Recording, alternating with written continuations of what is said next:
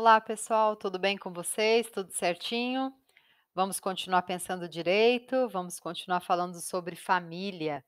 E hoje nós vamos tratar a respeito de uma das modalidades de entidade familiar que a gente pode colocar assim, que é a queridinha de todos nós, né? Quem nunca pensou é porque não chegou ainda no momento oportuno para isso, mas com certeza já foi algo que passou pela cabeça de muita gente, que muita gente teve a felicidade de concretizar, né? Colheu bons frutos, enfim, apesar de ser cercado de muita polêmica, mas ainda é o pilar, né, a base do modelo, de família que temos na nossa cultura, tá, no país. Então, o casamento ele é um modelo de entidade familiar, né, pautado logicamente no matrimônio, né, ou seja, na realização de uma cerimônia de casamento, que tem os seus efeitos jurídicos, né, ou seja, capaz de constituir uma sociedade entre os cônjuges, entre os consortes, e que somente terá rompimento nos casos em que for declarada uma nulidade, né, se observado que as pessoas casaram-se na infringência de um dos impedimentos matrimoniais, conforme o artigo 1521, de anulabilidade, hipóteses, né, variadas a partir do 1550, que podem sugerir algum vício de consentimento, né, alguma questão relativa a uma causa suspensiva, né, algum vício relativo à manifestação de vontade,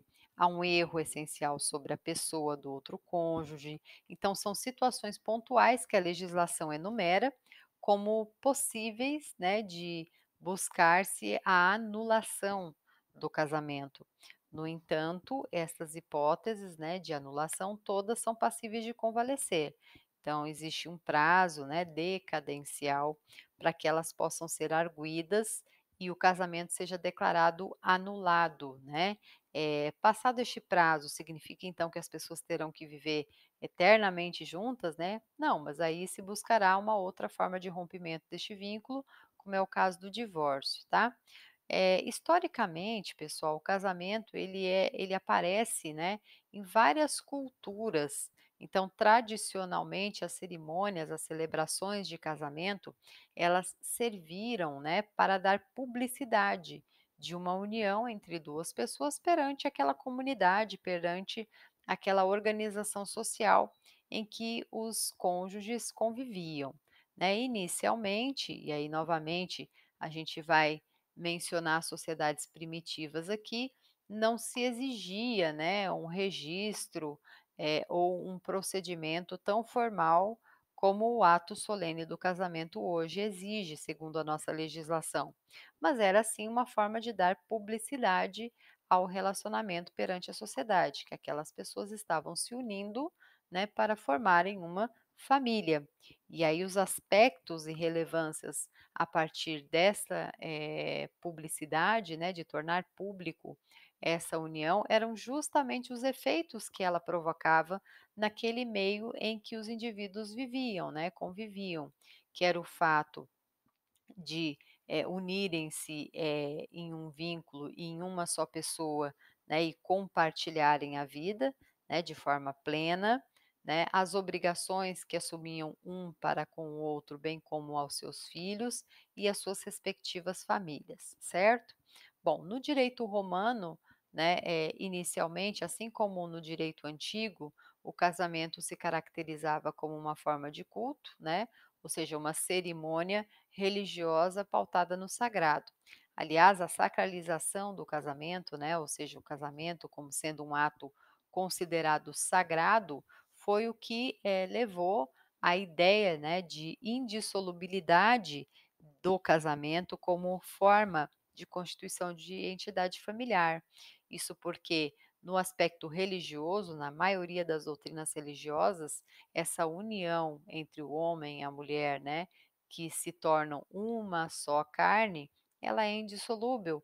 Não é à toa que um dos símbolos, né, que representa o casamento é a aliança. A aliança porque ela tem essa simbologia de ser infinita, né, ela não tem fim, ela não tem começo nem fim.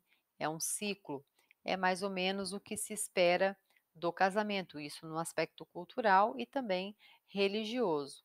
Entretanto, né, o casamento ele representa como um ato constitutivo, né, pautado na vontade das partes em ter a comunhão plena de vida, e quando se fala comunhão plena de vida, é no aspecto pessoal e no aspecto patrimonial, mas por vezes, né, e infelizmente, né, eu digo infelizmente porque, certamente quem casa não pensa, né, não projeta, romper este vínculo, né, as pessoas ali depositam os seus ideais, o seu projeto de vida, e quando isso não dá certo, sem dúvida, é um motivo para frustração, né, e muitas vezes a gente sabe que o término destes relacionamentos não são bem-sucedidos, né, pessoas que até pouco tempo compartilhavam a sua vida, de uma hora para outra se tornam inimigos mortais, né? E essa animosidade acaba refletindo, às vezes, no relacionamento entre pais e seus filhos, né?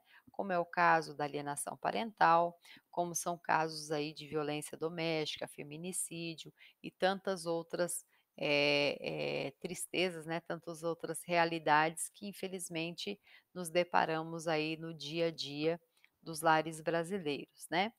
Mas, inicialmente, muito embora, né, fosse ali caracterizado apenas por um mero culto de ordem religiosa, a finalidade deste culto era, como falamos, dar publicidade àquele relacionamento, né. Posteriormente, essa união ganhou status, né, de contratualidade, né, então o casamento se tornou um ato formal, um ato solene por meio do qual era estabelecido, né, um contrato entre os consortes, muitas vezes com a participação das famílias, em que se apresentava um rol de obrigações, né, e um rol de direitos. Então, a natureza contratualista, durante muito tempo, foi a origem, né, a característica principal, do casamento, isso na nossa legislação. Ok?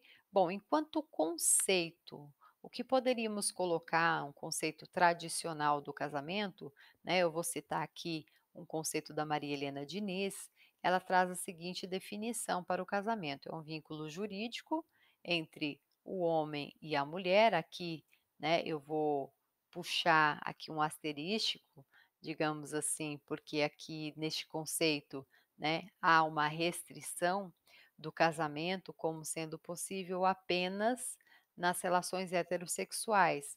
Mas eu gostaria de lembrá-los, né, abrindo um parêntese aqui, que atualmente o casamento é possível nas relações homoafetivas também.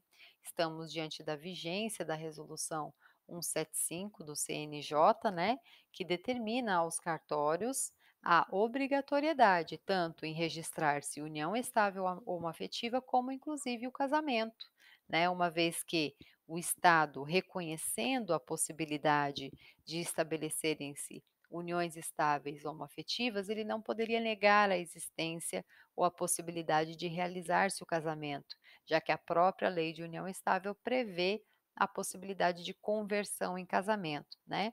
Então, atualmente, a concepção, né, em relação aos indivíduos que podem casar não fica mais restrita a essa diversidade de sexo, tá. Hoje é possível o casamento homoafetivo. Professora, tem regulamentação legal, né, ou seja, há uma legislação, há expressamente previsão no Código Civil ou em legislação especial sobre o casamento homoafetivo? Direi para vocês que não, tá. Mas a resolução 175 do CNJ, ela traz um entendimento pautado em decisões com repercussão geral dos nossos tribunais superiores, né, que buscam a aplicação por analogia, inicialmente, né, acabaram recorrendo aos meios de integração normativa, que foram justamente a analogia e os princípios gerais do direito, né. A analogia quando tornou possível o reconhecimento da união homoafetiva, aplicando a legislação de união estável heterossexual. E ainda em relação, à parte principiológica, o princípio da dignidade da pessoa humana e a isonomia entre gêneros, né, não havendo distinção aí quanto ao sexo, mas sim quanto à busca da felicidade pela constituição da família, qualquer que fosse o modelo, tá? O fundamento do casamento é a comunhão plena de vida, isso está estabelecido a partir do artigo 1511, lá no Código Civil, né, que deveria ser pautado, pelo menos, no amor e no companheirismo, certo? Bom, um breve retrospecto aqui do casamento, né, do histórico do casamento na nossa legislação. Então, nós temos aí a base, né, legal do casamento pautada no próprio direito canônico, né, ou seja, no casamento católico, instituindo aí a possibilidade apenas em 1861, já no Brasil Império, né, do casamento chamado não católico, que seria o que hoje a gente reconhece como casamento civil. Então olha só que interessante, né, o processo de evolução. Inicialmente, apenas o casamento religioso católico levava à possibilidade de produção dos efeitos jurídicos. Já no Brasil Império, em 1861, surge o casamento não católico, que seria o casamento apenas civil, distinguindo, portanto, a celebração religiosa da celebração e registro civil, né? E até chegarmos aos dias atuais em que a qualquer um deles, né? Celebração religiosa com efeito civil ou a celebração apenas no civil, né? Em 1916, o Código Civil, que esteve vigente até 2002, né, fazia previsão da celebração do casamento civil também, né. Depois, apenas na década de 70, surge, né, a possibilidade de dissolução deste vínculo por meio do que se chamava desquite, né. Se você conversar com muita gente aí desse período, há uma dificuldade, né, de distinguir o desquite do divórcio. Acaba que a lei de divórcio ela traz mais direitos, né, às partes do que antigamente a que instituía o desquite. Então é uma legislação mais nova. Hoje há a possibilidade, inclusive, né, de rompimento da relação conjugal de forma extrajudicial, desde que não haja litígio e não haja interesse de menores ou incapazes, né? Portanto, o casamento ele percorre, né, essa linha evolutiva. Vejam que inicialmente ele basicamente reflete o direito canônico, né, até chegarmos aos dias atuais em que há uma, olha só o termo que eu vou utilizar, descarnalização do casamento. O que que é isso, descarnalização, né? Essa ideia, né, sagrada imposta ao matrimônio, de que o homem e a mulher se tornarão uma só carne, né. Então, por isso até a resistência legal em dissolver o casamento, em reconhecer a possibilidade de dissolubilidade, entender que por N fatores, por N motivos, pode ser que este projeto não dê certo de comunhão plena de vida, né. E não é possível, né, condenar aquelas pessoas a viver eternamente infelizes, já que nós vimos hoje a ideia que se tem, né, da busca real pela felicidade. Quando eu digo busca pela felicidade, é um preceito constitucional, tá. É uma garantia constitucional que tem a ver com o superprincípio da dignidade da pessoa humana, ok? Os fins do matrimônio, eles são variados, né? Primeiro, logicamente, a instituição é a constituição de uma família, no modelo, né, matrimonial. Satisfação sexual, logicamente, auxílio e compreensão mútuos nos aspectos psicológicos e material, atribuição de nome, né? Hoje sabemos que há uma mudança, né, na sociedade em termos de adesão ao nome. Antigamente, até pelo modelo, né, patriarcal das famílias, a mulher assumia o sobrenome do marido. Hoje isso é irrelevante, tanto um quanto o outro podem aderir aos respectivos sobrenomes ou não, tá? Isso não vai ser relevante para que efetivamente se possam produzir todos os efeitos. A educação, né, guarda e proteção dos filhos, né, ou seja, dos frutos deste relacionamento, o planejamento familiar, né, que também é uma previsão constitucional, uma previsão legal, havendo liberdade para tal, ok?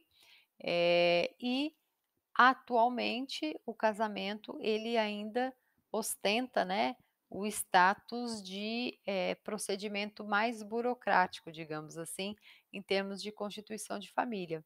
Isto porque uma vez, né, optando pelo casamento, há diferenças significativas em relação à união estável. A primeira delas diz respeito ao procedimento. Então, para o casamento não basta meramente a vontade dos consortes, né? Há necessidade de submeterem-se a um processo de habilitação, ou seja, demonstrarem ao Estado que efetivamente podem casar, certo? A idade núbil, a idade para casar, é aos 16 anos, né? E hoje não há a possibilidade do casamento do menor de 16 anos, né? Havia anteriormente uma exceção a esta regra nos casos, né, do menor de 16 anos ou da menor de 16 anos que se encontrava, gestante, né, ou seja, grávida, e mais ainda um tempo atrás, aquela pessoa que havia sido vítima de estupro, né, e que para livrar de condenação penal, casando com o seu agressor, esse poderia então ter a extinção da punibilidade, certo? Com a reforma do Código Penal isso já não era possível, certo? Mas a questão da gestante, né, da mulher gestante menor de 16 anos poder casar, e isso não ser mais possível, vai um pouquinho aí além, né, da própria ideia da idade ou da maturidade. Na verdade, foi uma tentativa do legislador em inibir, né, efetivamente que esta mulher se inicie no seu relacionamento, né, de uma forma tão, eh como eu posso colocar aqui, primária no sentido de, né, são as mulheres que, em regra, sofrem mais as consequências, né, em relação a uma gestação tão nova, com uma idade inferior aos 16 anos, né, então ela provavelmente vai encerrar, interromper os seus estudos, né, a própria maturidade para gerar e criar uma criança, a própria, vamos dizer assim, base sólida da formação desta família, que muitas vezes vai envolver 2 jovens, 2 adolescentes, né, então são tentativas ali do legislador em barrar, em inibir que o casamento, acabe sendo obrigatório ou pensado numa situação como esta, podendo haver outras alternativas com a participação da família, né.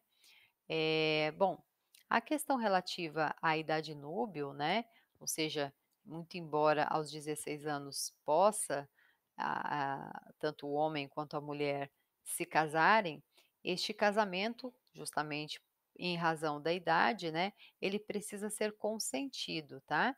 Isso significa dizer que sabemos que a nossa legislação prevê, né, como a idade que deixa de forma plena os sujeitos capazes para todos os atos da vida civil é aos 18 anos. Então, aos 16 anos, nós não temos a capacidade plena para os atos da vida civil, no entanto, há uma capacidade relativa. Então, a idade núbil, aos 16 anos, exige que ambos os pais se manifestem em relação ao consentimento, não havendo, né, a possibilidade de não consentir de forma injustificada, né, ou seja, o não consentimento precisa ser justificado, demonstrando ali qual seria o risco, né, que aquele indivíduo estaria correndo. E os riscos são variados, né? Uma vida promíscua, uma vida, né, que eventualmente pudesse trazer risco à saúde, né, física ou moral do sujeito. Então precisa haver motivação para este não consentimento. No entanto, né, este consentimento sendo próprio, fazendo parte do exercício do poder familiar, por ambos, né, os pais, tanto a mãe quanto o pai, isso porque estamos vivendo em um período em que é salvaguardada a isonomia entre gêneros, né, e a isonomia entre cônjuges, caso um dos pais se encontre em lugar incerto ou não sabido, ou já tenha falecido, o outro, com exclusividade, poderá, né, consentir ou não consentir. Quando o consentimento for injustificado, as partes, no caso os nubentes, poderão buscar o suprimento judicial de consentimento, né? Ou seja, demonstrando ao judiciário que o não consentimento, né, a proibição, foi infundada, foi imotivada, tentando buscar no judiciário a aprovação para o casamento, né? Diante da hipótese aí apenas daquelas pessoas que são menores de 18 anos, mas que têm idade núbil, portanto, 16 anos, certo? Então, basicamente, há a necessidade da autorização dos pais, né, ou representantes legais ou tutores, né, para que haja a possibilidade deste casamento produzir efeitos, né? Caso haja vício deste consentimento ou diante da falta de autorização, este casamento poderá vir a ser anulado, ok? Então, esta é uma das situações que devem ser observadas no que diz respeito ao casamento. Além disso, como falamos, né, o casamento como sendo algo de ordem formal, um ato que se caracteriza pela sua solenidade, ele faz com que o Estado, né, exija das partes, dos nubentes, a comprovação de que eles podem casar. E esta comprovação se dá pela não infringência dos chamados impedimentos matrimoniais, como sendo uma, né, das hipóteses. Estes impedimentos, né, eles estão na nossa legislação para proteger pelo menos duas questões. Uma de ordem ética, né, no sentido de buscar ali estabelecer quais relacionamentos são passíveis de legitimidade, de efetivamente serem reconhecidos como entidade familiar. Além do que também há uma situação em que se busca prevenir, né, o contágio de doenças ou uma má formação, né, isso na perspectiva da saúde pública de cidadãos, ok? O conceito destes impedimentos matrimoniais, eles estão previstos lá no artigo 1521 do Código Civil, diz respeito a situações de fato ou de direito que proíbem o casamento entre determinadas pessoas. Vocês vão lembrar, certamente, nas aulas de graduação de vocês, em que se enfatizava muito o fato de que, pelo artigo 1521, fica claro os casos em que as pessoas não podem casar, não podem, né? Ou seja, há uma vedação expressa. Esse rol, ele é taxativo, né, caracterizado pelo aquilo que a gente chama de numerus clausus. Que seria isso? Apenas os casos, né, apontados ali no 1521 geram esta vedação. Não há possibilidade de trabalhar com hipóteses semelhantes. Efetivamente tem que haver a previsão no artigo 1521, né? A justificativa, como falamos, é a preservação da moral, né, e da ordem pública e evitar também que haja, né, em razão dessas uniões, casos de saúde pública, como aqueles que afetam a prole, os descendentes, né. Bom, a infringência de um impedimento, ele gera nulidade absoluta do casamento, tá? Podendo ser apresentada por meio de oposição durante o processo de habilitação, até antes da cerimônia de casamento, e uma vez o casamento tendo sido celebrado, né, chegado ao final e registrado, somente por meio das ações declaratórias de nulidade, tá? Há uma hipótese, ela está prevista lá no artigo 1561, do chamado casamento putativo, que é quando, né, os nubentes casaram-se diante da infringência de um impedimento, no entanto, as desconheciam, né? Casaram-se de boa fé, mas desconhecendo a hipótese de infringência. Por que eu estou mencionando isso? Como nós falamos que os casos de impedimento matrimonial são casos de nulidade absoluta de casamento, o efeito da sentença declaratória de nulidade tem efeito ex tunc, retroage até a data da celebração.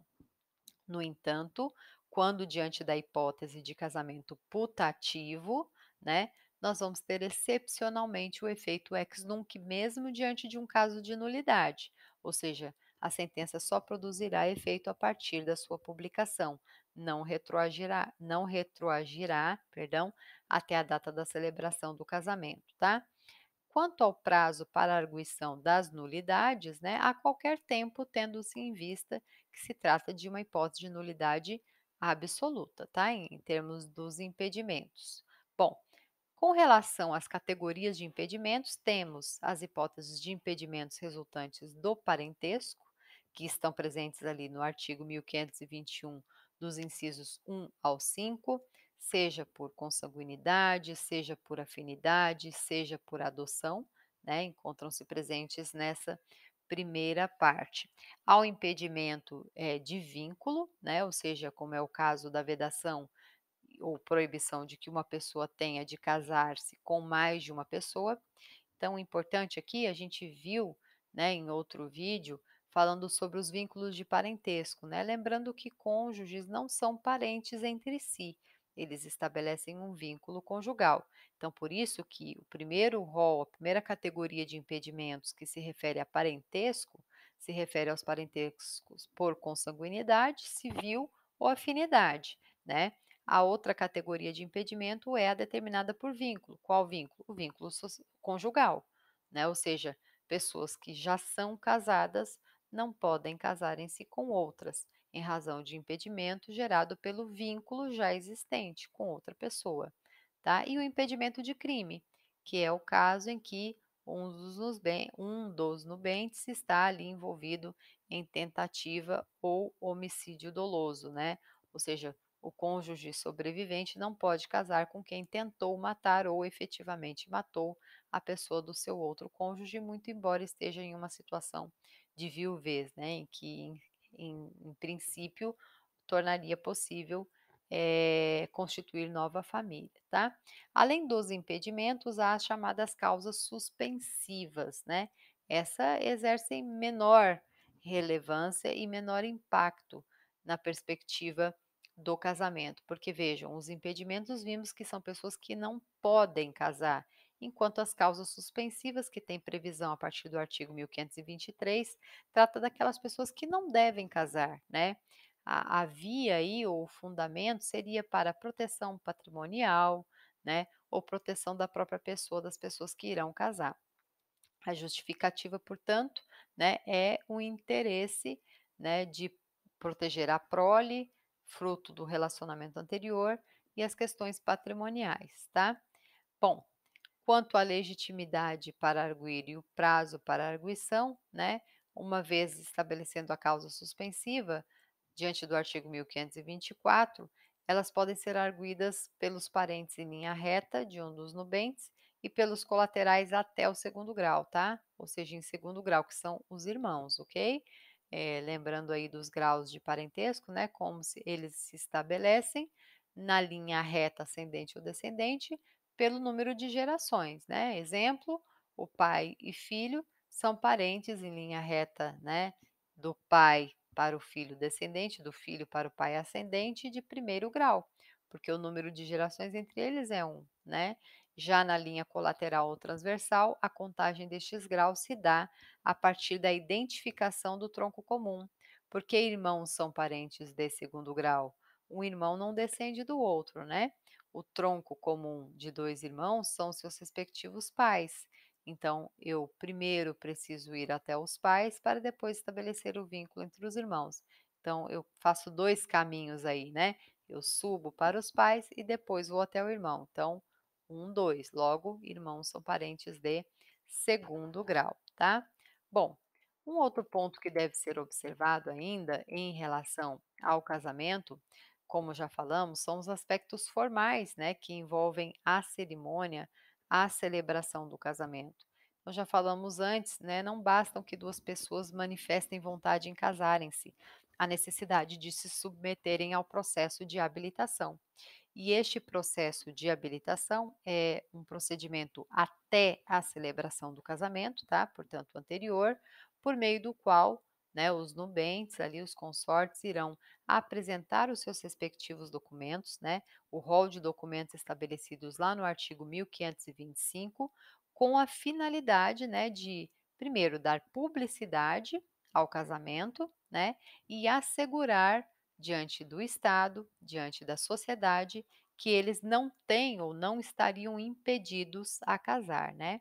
O principal fundamento da habilitação é esse. É um procedimento de jurisdição voluntária, né, ou seja, precisam haver interessados, no caso os nubentes, em se submeterem a este procedimento, ok? Bom, os documentos, o rol de documentação, como eu falei, está estabelecido no artigo 1525 do Código Civil e, por exemplo, né, vamos imaginar aqui situações, uma pessoa menor de 18 anos com idade núbil, além dos seus documentos próprios, terá que apresentar o documento de autorização dos pais ou a supressão judicial, como nós já falamos do consentimento.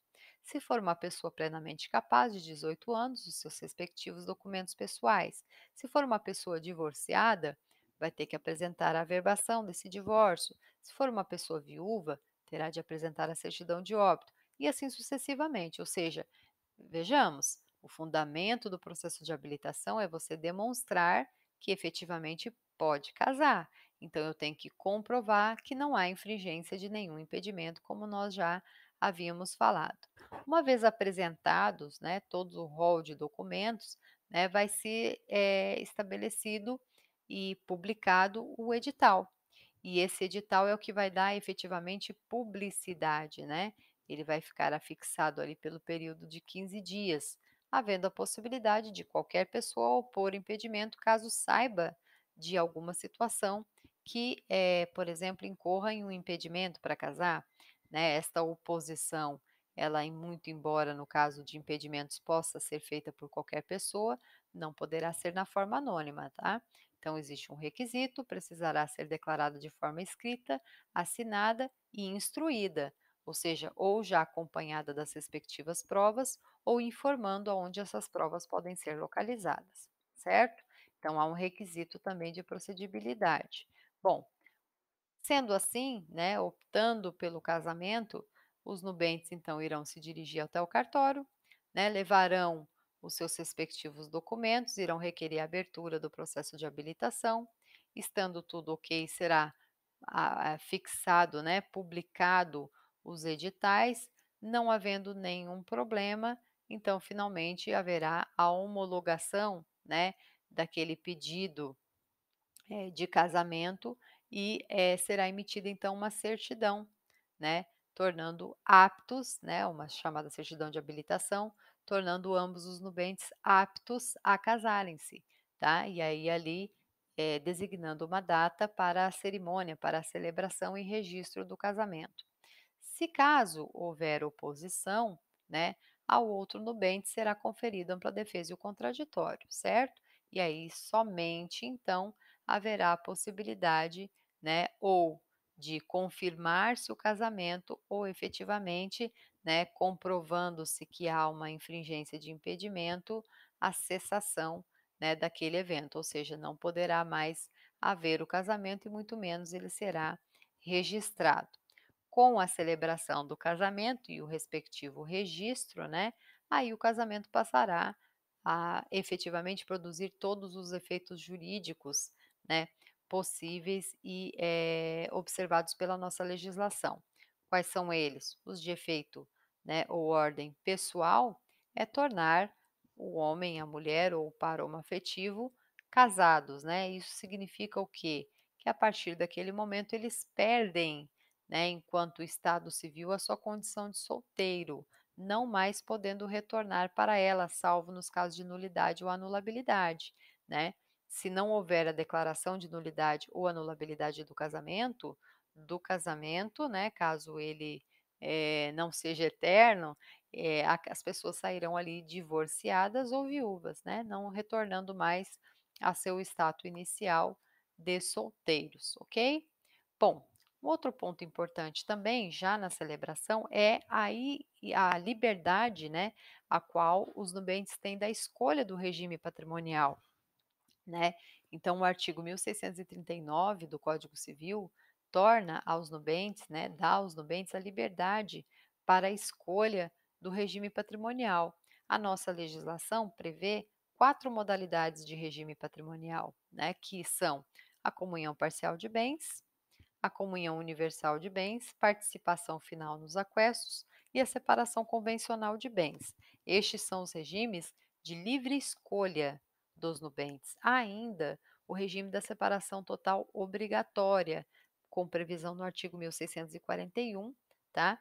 Mas neste caso, né, uma exceção à regra da liberdade de escolha, há uma imposição do regime de separação total em razão da idade dos nubentes ou pela existência de uma causa suspensiva, né, podendo ser alterado posteriormente, assim que cessar aquela hipótese que impôs, né, que tornou necessária a imposição do regime patrimonial, tá? Esse regime patrimonial, muito embora tenha sido escolhido quando do registro do casamento, ele poderá ser alterado. No entanto, né, nossa legislação ainda não passou pela reforma. O que que eu quero dizer com isso? Quero dizer que após a reforma, né, da legislação civil, a possibilidade é que todos estes artigos que dizem respeito ao regime patrimonial, mudança do regime patrimonial, todos eles poderão ser feitos pela via extrajudicial. Hoje, para se alterar um regime patrimonial depois de casado, é necessário que se faça um pedido judicial, motivado, né, e que tenha sido impulsionado por ambos os nubentes, né? Então, a tendência é que haja essa alteração. Os regimes patrimoniais, né, é um conjunto de regras que irão estabelecer a regulamentação, né, a forma de composição do patrimônio, quando haverá patrimônio comum, quando haverá bens particulares e, eventualmente, no caso de dissolução da sociedade conjugal, como será feita a partilha, se será feita a partilha. Temos como regime legal o regime da comunhão parcial de bens, ou seja, mesmo havendo a liberdade de escolha do regime patrimonial, se os nubentes se mantiverem silentes, né, não se manifestarem a respeito de um regime diverso, será aplicado o regime da comunhão parcial de bens, cuja principal característica é, né, a constituição de patrimônio comum a partir da aquisição deste patrimônio durante a vigência do casamento por qualquer um dos cônjuges, tá? Hoje não se entende mais que a participação em relação a este patrimônio se dê exclusivamente pelo trabalho ou porque o patrimônio se encontra no nome de um ou de outro, né?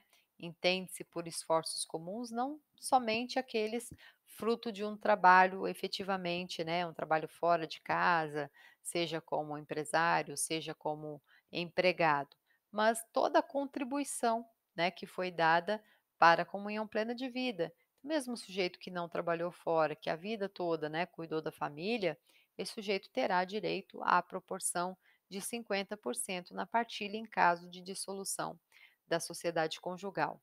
Já a comunhão universal, como característica principal, tem a comunhão plena do patrimônio, constituído antes e durante o casamento, né? Havendo ameação plena, ou seja, a possibilidade de participação na partilha em casos de dissolução ou morte do todo, né, do patrimônio, tendo direito à metade deste patrimônio. No regime de participação final nos aquestos, a característica principal é como se houvesse uma modalidade de regime misto. Isso quer dizer que cada cônjuge tem o seu próprio patrimônio, que são constituídos na modalidade de bens particulares, tem total liberdade, né, de disposição deste patrimônio, e aquele patrimônio que ambos resolverem constituírem juntos durante a vigência do casamento formará o que chamamos de aquestos.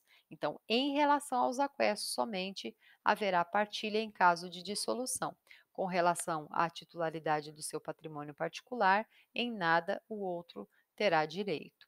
E por último, o regime de separação convencional, tá? Só diferenciando separação convencional de separação obrigatória, porque o regime de separação total obrigatória, né, que está previsto lá no artigo 1641 do Código Civil, se dá por imposição da legislação, né, tendo em vista, uma causa suspensiva para o casamento, a idade dos nubentes. Já o regime de separação convencional, né, em que a liberdade de escolha, né, e, caso os nubentes optem por este regime, significa dizer que não haverá bens comuns, né, e que eventualmente um patrimônio constituído em conjunto será a mesma coisa como se pessoas que não são casadas constituíssem um patrimônio comum, né, não havendo aplicabilidade de todas as regras relativa à meação, relativa à constituição deste patrimônio de forma conjunta,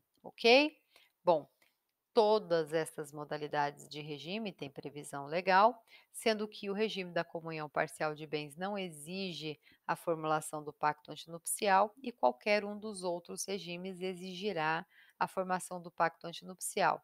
O que é esse pacto antinupcial? Nada mais do que um contrato definindo e estabelecendo exatamente as condições no que diz respeito à aquisição do patrimônio e, num caso eventual de dissolução, o que será definido, né, como uma eventual possibilidade de participação ou não de um e de outro no patrimônio do respectivo cônjuge ou companheiro, tá bom?